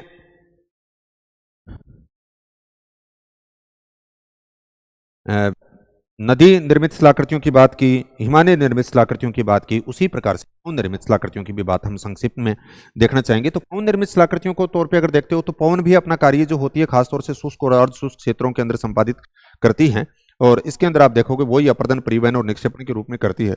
यहाँ पे हम देखेंगे कि पवन जो अपना अपर्दन कार्य है वो किस प्रकार से करती है, निक्षेपणात्मक कार्य कौन से होंगे, और मरुस्थलीय क्षेत्रों में जल निर्मित जो स्थलाकृतियां हैं कौन कौन सी हैं। इसके अंदर भी हम देखेंगे उत्खात भूमि की बात आती है, बोल्सन की बात आती है, पलाया की बात आती है, बजादा की बात आती है, पेडिमेट की बात आती है। तो ये यहाँ पे मरुस्थलीय क्षेत्रों में जल निर्मित स्थलाकृतियों की हम बात करेंगे।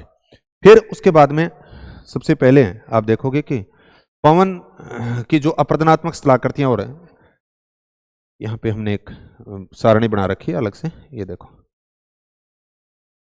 पवन की अपरदनात्मक, पवन निक्षेपणात्मक और मरुस्थलीय क्षेत्रों में जल निर्मित स्थलाकृतियां। पवन की अपरदनात्मक स्थलाकृतियों के अंदर देखते हो अपवाहन बेसिन। अपवाहन बेसिन का मतलब होता है कि पवन जब अत्यधिक हवा के वहां पे असंगठित और ढीली चट्टानों को जब उड़ा करके ले जाती है तो उसको हम बोलते हैं अपवाहन बेसिन।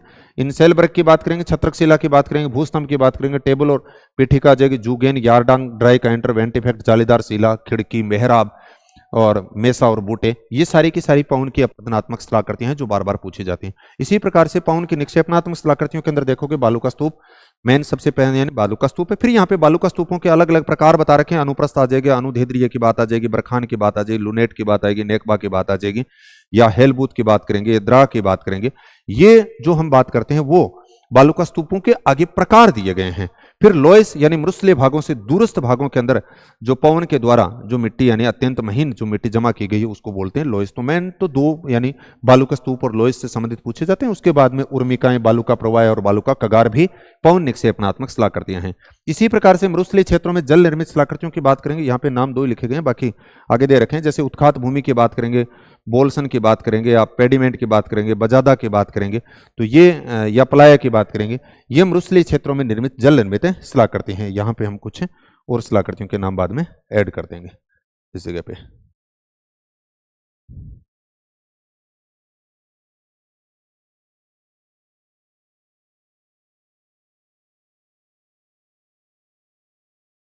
फिर उसके बाद में नेक्स्ट जो बात करते हैं, यहां आपको थोड़ी सी और क्या चीजें ध्यान रखनी है। इसके अंदर भी छोटे छोटे नाम आजकल पूछे जाते हैं। जैसे अपवाहन बेसिन की मैंने अभी बात कर ली कि मरुस्थलीय क्षेत्रों के अंदर पवन के द्वारा असंगठित और ढीली चट्टानों को जब उड़ा करके ले जाती हैं तो उसको अपवाहन बेसिन वात करते या ब्लो आउट बोलते हैं। तो ये प्रश्न ऐसे आ जाता है कई बार, ब्लो आउट का संबंध है तो हम बता देंगे कि पवन की अपरदनात्मक स्थलाकृति से संबंधित निर्मित है और इसका मुख्यतः यानी अपवाहन क्रिया के द्वारा होता है। अब इसके अंदर आप ये देखना, ये तीनों नाम जो 4 नाम मैंने यहाँ पे लिख रखे हैं ये महत्वपूर्ण है। छोटे छोटे नाम हैं जो आजकल पेपर के अंदर काफी पूछे जाते हैं। मैंने यहाँ पे एक सूत्र भी लिख दिया, अब पेंस पीएम की कतार में मिस्र में। तो अब ए का मतलब हो गया, आप देखोगे यहां पे ए बे का मतलब हमने लिख दिया बफालो वॉलिस या बिंग हालो। ए का मतलब हो गया अमेरिका। पेंस कहां पे बोलते हैं, सहारा मरुस्थल में, से आ गया। पीएम का मतलब हो गया, पी का मतलब हो गया पांगक्यांग, एम का मतलब हो गया मंगोलिया। कतारा कहां पे बोलेंगे, मिस्र के अंदर। तो ये चारों ही जो शब्द हैं वो महत्वपूर्ण है पेपर की दृष्टि से। और आपके सामने कैसा प्रश्न आएगा, इस प्रकार से आएगा कि अपवाहन बेसिन को बेफालो वॉलिस कहां पे बोलते हैं या बिग हालो कहां पे बोलते हैं, तो उत्तर आएगा यूएसए के अंदर। या पांगक्यांग कहां पे बोलते हैं, मंगोलिया के अंदर। कतारा कहां पे बोलते हैं, मिस्र से संबंधित। इसी प्रकार से इनसेलबर्ग कह दीजिए, बोर्नहार्ट को दीजिए, द्वीपार्धगिरी कह दीजिए, यानी द्वीप सदृश्य आकृति। जैसे हिमनदीय क्षेत्रों के अंदर हमने कहा था द्वीप सदृश्य जो आकृति थी उसको नूनाटक कहा था। इसी प्रकार से यहां पर जो द्वीप सदृश्य आकृति है उसको हम इनसेलबर्ग कहेंगे। तो ये खासतौर से द्वीपों के अंदर यानी अपघर्षण की क्रिया के द्वारा निर्मित होगी। फिर उसके बाद में नेक्स्ट अगर हम देखेंगे कि छत्ते जैसी आकृति बन जाती है, यानी जब चतुर्दिक का मतलब हो गया चारों ओर अपघर्षण के कारण जब इस प्रकार से छत्ते जैसी आकृति, यहां पे लिखा है पवन के चतुर्दिक अपरदन द्वारा निर्मित एक छत्ते जैसी आकृति बन जाती है जिसको छत्रकशिला या पेडेस्ट्रल सोल या मशरूम बोलते हैं। इससे संबंधित 2 यहां पे मैंने जो प्रश्न लिखे हैं वो बार बार पेपर के अंदर पूछे जाते हैं। जैसे ये प्रश्न आता है पीटर्सफेल्सन और गारा, तो इसको छत्रकशिला को यानी जर्मनी के अंदर पीटर्सफेल्सन बोलते हैं और सारा क्षेत्र के अंदर गारा बोलते हैं। ये भी महत्वपूर्ण है। राजस्थान में मुख्यतः जोधपुर क्षेत्र में इसके उदाहरण देखने को मिलते हैं। अगला बात आती है डोमाइजल या भूस्तंभ। डोमाइजल का मतलब हो गया कि नीचे अगर कोमल चट्टाने होते हैं, ऊपर अगर कठोर चट्टान पड़ी रहती हैं, तो वहां पर नीचे की जो कोमल चट्टान होती है उसको संरक्षण प्राप्त हो जाता है। इस प्रकार की जो स्थलाकृति मिलती है उसको हम बोलते हैं डोमाइजल या भूस्तंभ। नाम से स्पष्ट है, यानी एक इस प्रकार का स्तंभ दिखाई दे रहा है। ऊपर आपने देखा कि नीचे की ऐसी कोमल चट्टान थी, ऊपर कठोर पड़ी है, तो ये नीचे वाली कोमल चट्टान को संरक्षण होने के कारण ये एक स्तंभ जैसी आकृति बन जाती है जिसको हम बोलते हैं भूस्तंभ या डोमाइजल। फिर उसके बाद में नेक्स्ट आप देखोगे टेबल या पिटिका आ गई। जूगेन और यारडांग से संबंधित बार बार प्रश्न पूछे जाते हैं भाई। जूगेन और यारडांग को अगर हम ध्यान रखें तो ये देखेंगे कि जब मरुस्थल के जो पवने होती हैं मरुस्थलीय क्षेत्रों के अंदर, उसके मार्ग में इस प्रकार से भी हो सकता है कि कोमल और कठोर चट्टानें ऐसे लंबवत रूप में हो सकती हैं, या कोमल और कठोर चट्टानें ऐसे क्षैतिज रूप में हो सकती हैं। जब लंबवत रूप में स्थिति होगी चट्टानों की तो बनेगा यारडांग, और जब क्षैतिज रूप में होगी तो आपकी बनेगी जूगेन।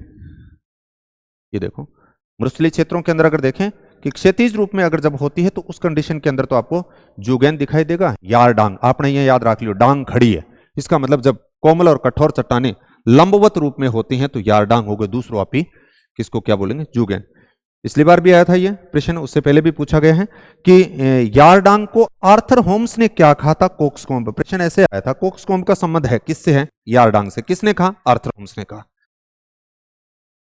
फिर उसके बाद में नेक्स्ट जो अगर यहां पर स्थलाकृतियों की बात करते हो, ड्राइकेंटर 3 फलक वाले हो जाएंगे, वेंटिफेट 8 फलक वाले हो जाएंगे, जालीदार शिला हो जाएगी, खिड़की, वातायन, पुल, मेहराब, मेसा, बूटे, ये सारी की सारी पवन अप्रदनात्मक स्थलाकृतियां हैं। अब जो हम यहां पर बात करेंगे वो पवन की निक्षेपणात्मक स्थलाकृतियों। पवन की निक्षेपणात्मक स्थलाकृतियों के अंदर हमारे सामने 2 नाम आते हैं। 2 नाम के अंदर एक आपके सामने आएगा बालू का स्तूप और दूसरा आएगा लोयस। तो बालू का स्तूप के अंदर अगर आप देखते हो तो पवन की निक्षेपणात्मक स्थलाकृतियों के अंदर बालू का स्तूप सबसे महत्वपूर्ण स्थलाकृति है। फिर यहां पे अगर आप देखोगे ये सारी बालू का स्तूप से बालू का स्तूपों का वर्गीकरण कर दिया गया। अनुप्रस्थ बालू का स्तूप, अनुप्रस्थ बालू का स्तूप वो होते हैं जो आप देखोगे कि पवन की दिशा के समकोण पर निर्मित जो बालू का स्तूप होते हैं उनको हम अनुप्रस्थ बोलते हैं, और पवन की दिशा के जो समानांतर निर्मित जो बालू का स्तूप होते हैं ये हो गए। पवन की दिशा के समकोण पर निर्मित जो बालू का स्तूप बन गया उसको तो हमने बोल दिया अनुप्रस्थ, और पवन की दिशा के समानांतर निर्मित जो बालू का स्तूप होते हैं उसको बोलते हैं ऊर्ध्वीय बालू का स्तूप। और अर्धचंद्राकार स्वरूप में जब बालू का स्तूपों का निर्माण होता है तो उसको हम बोलते हैं बरखान, बरखान या अर्धचंद्राकार। इस प्रकार से बरखान से संबंधित आपके सामने अलग से प्रश्न पूछे जाते हैं कि पवन का जो सम्मुख भाग होता है वो आप कैसा रहेगा, विमुख भाग कैसा रहता है। तो सम्मुख भाग उत्तल और मंद रहेगा, विमुख भाग कैसा रहता है, अवतल और तीव्र होता है। और पवन के डायरेक्शन के अंदर 2 सींग निकले होते हैं, तो ये कुछ प्रकार से, और मध्य भाग के अंदर इसकी सबसे ज्यादा ऊंचाई होती है। आकार के हिसाब से देखेंगे तो ये सीप का एक तरह से सदृश्य होता है, क्योंकि सीप के अंदर एक ही सींग होता है जबकि बरखान के अंदर 2 सींग होते हैं। ये सारी बातें यहाँ पे लिखी गई हैं, सारे स्टार लगा रखे हैं, इसका मतलब कहीं न कहीं से इस प्रकार के प्रश्न पूछे गए।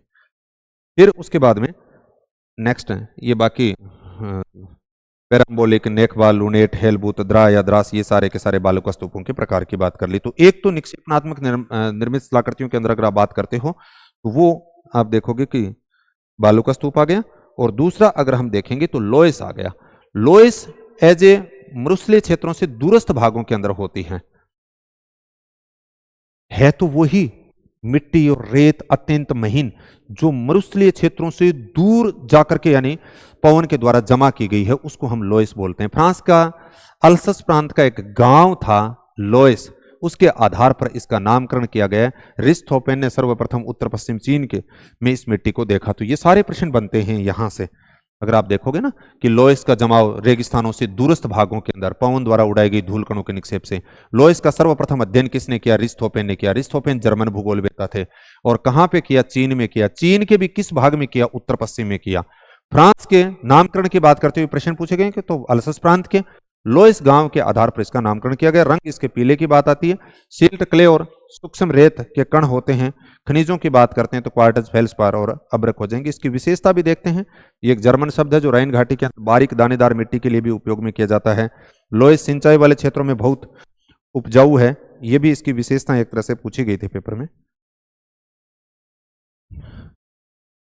और लोयस अभी हमने बात की थी, सबसे बड़े जमाव जो है उत्तरी पश्चिमी चीन के अंदर इसके जमाव पाए जाते हैं। तो ये कुछ इसकी विशेषता से संबंधित हमने लोयस की बात कर ली। अब अगला जो लोयस से संबंधित एक प्रश्न पूछा जाता है कि हिमनदीय लोयस यानी अंतर हिमयुगों के अंदर आप यूं कह सकते हो, ये देखो यहां से ये बार बार प्रश्न पूछे जाते हैं कि अंतर हिमयुगों में यानी 2 हिमयुगों के बीच का जो समय हिमानीकृत निक्षेपों से पवन द्वारा अपवाहित कर जमा करना उसको हम हिमनदीय लोयस कहते हैं। तो हिमनदीय जो लोयस है ये आता है लिमन और एबोर्ड, बार बार प्रश्न। तो लिमन कहां पे बोलते हैं, फ्रांस और बेल्जियम में या यूरोप के अंदर। एबोर्ड कहां पे बोलते हैं, यूएसए में, यानी मिसिसिपी मिसौरी नदी घाटी क्षेत्र के अंदर क्या बोलेंगे, एबोर्ड या लिमन कहते हैं। तो ये दोनों प्रश्न बार बार पेपर के अंदर कैसा प्रश्न आएगा कि हिमनदीय लोयस को यूरोप में कहते हैं तो हम बता देंगे लिमन कहते हैं, या संयुक्त राज्य अमेरिका में कहते हैं तो एबोर्ड कहते हैं, फ्रांस और बेल्जियम में कहते हैं तो लिमन कहते हैं। इस प्रकार से फिर आगे ये उर्मिकाएं वगैरह इनकी बात कर लेंगे। ये महत्वपूर्ण प्रश्न है जहां पे मरुस्थलीय क्षेत्रों में जल निर्मित शिलाकृतियों की बात करते हैं, तो यहाँ पे आपको 4-5 शब्द देखने को मिलेंगे। बेडलैंड कह दीजिए, उत्खात भूमि कह दीजिए, बेडलैंड कह देंगे या उत्खात भूमि, यानी मरुस्थलीय क्षेत्र में अचानक से जब बारिश होती है तो जमीन ऊपर फटी हो जाती है, उसको हम बेडलैंड या उत्खात भूमि बोलते हैं। ब्राइस नेशनल पार्क यूएसए के अंदर, वहां पे इस प्रकार की जमीन देखने को मिलती है। बोल्सन किसको बोलेंगे? जैसे चारों ओर जो पर्वत होते हैं उनसे घिरी हुई जो भूमि होती है उसको बोल्सन बोलते हैं। जैसे पर्वत इस प्रकार से चारों ओर पर्वत आ गए तो पर्वत का ये जो अग्रभाग होता है इसको पर्वतीय अग्रभाग बोलते हैं। फिर थोड़ा सा आगे आते हो तो उसको पेडिमेंट बोलते हैं, फिर उसके बाद में बजाता होता है, और अंतिम जो तली होती है उसको हम प्लाया बोलते हैं। प्लाया में जब नमक वगैरह जमा हो जाता है उसको सेलिनास बोलते हैं। ये सारी बातें यहाँ पे लिखें। यहां से ये 2 प्रश्न महत्वपूर्ण बनते हैं, पेडिमेंट से संबंधित और बजादात से संबंधित। पेडिमेंट का प्रश्न ऐसे आता है कि पेडिमेंट किस किस के बीच में है, तो आप देखोगे पर्वतीय अग्रपाद और बजादा के बीच में है। पेडिमेंट का निर्माण किसके कारण होता है? अपर्दन के कारण, इतना ध्यान रखना है। फिर आप देखोगे कि प्लाया और पेडिमेंट के बीच में क्या है? बजादा, और बजादा का निर्माण किसके कारण होता है? निक्षेप के कारण होता है। अब एक आप यहां पर और ध्यान रखना कि पेडिमेंट से संबंधित आजकल नेट का जो पेपर है या असिस्टेंट वाला जो प्रोफेसर वाला है या अन्य पीसीएस के अंदर इस प्रकार के जो प्रश्न हैं ये काफी पूछे जाते हैं। पेडिमेंट निर्माण के जो सिद्धांत मैंने यहाँ पे लिखे हैं ये 5-6 आपको याद रखने हैं। इनके अंदर सबसे पहले आप देखोगे कि पर्वताग्र निवर्तन सिद्धांत किसका है? लोसन। आप ये कह सकते हो, निवर्तन मतलब पीछे हटना। इसी प्रकार से चादरी बाड़ सिद्धांत किसका है? मैगी का। तो हम यहाँ पे एक सूत्र के तौर पे याद रख लिया कि मैगी पर बैठ गए, मैगी जो है वो चादर पे बैठ करके खा रहा है, तो हमने बता दिया कि चादरी सिद्धांत किसका हो गया? एक तरह से मैगी का हो गया। पार्श्विक अपर्दन सिद्धांत, यानी पारक गिल्ला है तो इसका गिलबर्ट का आ जाएगा। पार्श्विक समतलन सिद्धांत या धाराओं का पार्श्विक अपर्दन सिद्धांत, जॉनसन। सहायक कौन से थे? पेग और ब्लैकवेंडर। देखो ब्लैकवेंडर ने पेग मारा तो जॉनसन ने समतल धारा चाल की। मिश्र सिद्धांत, ब्रायन डेविड शार्प किंग और फिशर रिच, ये आ गया। पेडिमेंट अपर्दन चक्र किसका है? जेसी पुक का। ये 5-6 सिद्धांत ही बहुत महत्वपूर्ण है जो बार बार पूछे जाते हैं। फिर ये हमने बजादा के लिए बात कर दी। तो इस प्रकार से भू आकृतिक विज्ञान के जो टॉपिक थे उनके ऊपर हमने चर्चा करने की कोशिश की संक्षिप्त में। बाकी मेरी तरफ से मैंने इनके अंदर काम करने का प्रयास किया है और आप इनको अच्छे से अगर याद करके जाते हो तो मेरे विचार से हम ठीक ठाक पेपर के अंदर कर पाएंगे। इसी के साथ में धन्यवाद।